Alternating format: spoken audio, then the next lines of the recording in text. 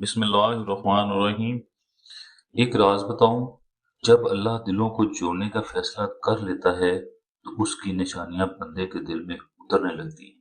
शायद तुम पर भी वो रहमत शुरू हो चुकी है। पहली निशानी, दिल में एक अजीब सा ईमान वाला सुकून आ जाता है, जैसे कोई फरिश्ता कह रहा हो, अल्लाह ने तेरी दुआ सुन ली है। दूसरी निशानी, जिसके लिए दुआ कर रहे हो उसके दिल में भी अल्लाह नरमी डाल देता है। कुरान हमें सिखाता है कि अल्लाह दिलों में मोहब्बत डालने वाला है।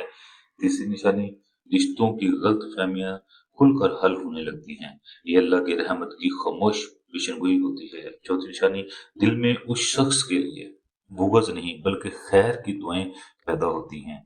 यही मोहब्बत की असल पाकीज़गी है। पांचवी निशानी, सजदे में आंखों से नमी निकल आती है, दिल नरम पड़ जाता है। नबी करीम सल्लल्लाहु अलैहि वसल्लम ने फरमाया, सच्चे दिल की दुआ खाली नहीं जाती। छठी निशानी है जी, वो रुकावटें जो तुम्हारे सामने थी आस्ता आस्ता हटने लगती हैं और नए रास्ते खुलते हैं। सातवीं निशानी है जी, दिल में पुख्ता यकीन रहता है कि मेरा रब मेरे साथ है। यही कबूलियत की सबसे बड़ी अलामत है। याद रखो, मोहब्बत की वापसी इंसान के बस में नहीं, ये अल्लाह की अनायत है। अगर ये निशानियां महसूस हो रही हैं तो समझ लो कि रब ने तुम्हारी दुआ कबूल कर ली है और मोहब्बत तुम्हारी तरफ लौट रही है। अगर आपको वीडियो पसंद आई हो तो चैनल को सब्सक्राइब करें, वीडियो को लाइक और शेयर जरूर करें। अल्लाह आपसे राजी हो।